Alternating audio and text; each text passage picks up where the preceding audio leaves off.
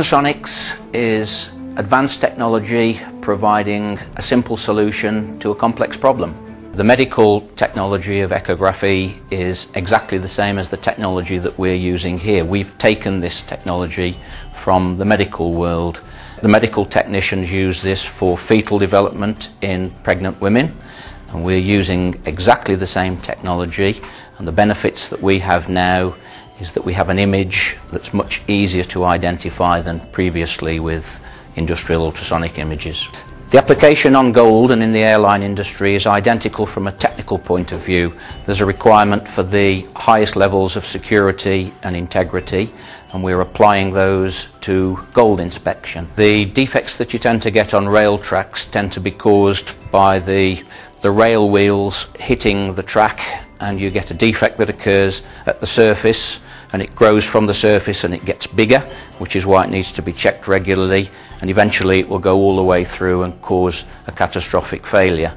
What we're looking for in gold bars are defects that are there permanently.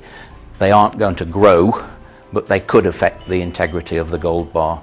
Using the ultrasonic technology and the phaser XS from General Electric, we can look inside the material inch by inch, millimetre by millimetre. The first thing we have to do is apply a gel. The purpose of the gel is to exclude the air from between the probe and the gold bar. We then put the probe onto the surface and look at the image that we get on the screen of the phaser, which basically shows us the top of the material, the bottom of the material, and this is where we are non-destructively looking inside the material. So we've got a cross-sectional view, and as we move the probe, we're effectively non-destructively looking inside the gold bar wherever we position the probe, and if we had an air gap, a void, another material inserted in there, the image on the screen would clearly display that. We're now going to test